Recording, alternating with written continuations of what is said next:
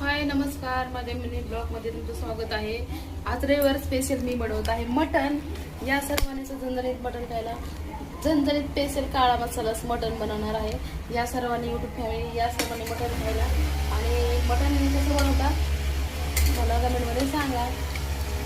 Mutton बनवण्यासाठी साहित्य काय काय घेते आणि मी कसं बनवते तुम्हाला मी इथे घेतले 3 कांदे, 2 लसणाची गड्डी, थोडीशी कोथिंबीर, 1 टोमॅटो आणि खोबरं आणि लसूण। आम्ही असं बनवतो अशा पद्धतीने। तुम्ही कशा पद्धतीने बनवता नक्की कमेंटमध्ये सांगा। लाईक करा, शेअर करा, प्लीज मला सपोर्ट करा। मी यूट्यूब चॅनलवरती नवीन आहे, मला यूट्यूब चॅनलमधलं काहीही माहीत नाही आहे। प्लीज मला सपोर्ट करा, तुमची सपोर्टची मला गरज आहे। मला एवढं यूट्यूब चॅनलचं काही माहिती नाही आहे, कसे व्हिडिओ टाकायचे, कसे एडिटिंग करायचे।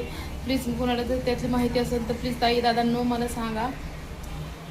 आता मटणासाठी लागणारं साहित्य तुम्हाला दाखवते।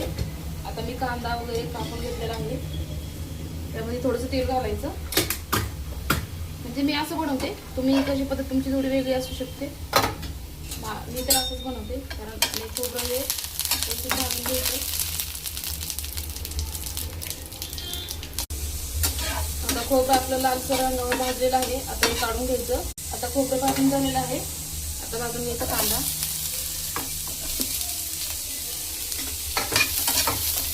कांदा पण मस्त लाल थोडंसं भाजून घ्यायचा, रंग बदलेपर्यंत। कांदा भाजलेला ते चांगले येते।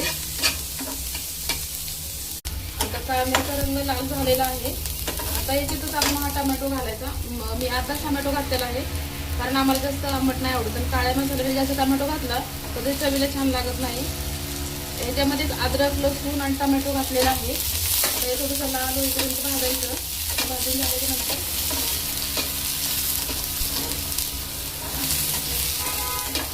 भाजायचं। त्याच्यातच टाकायची कोथिंबीर।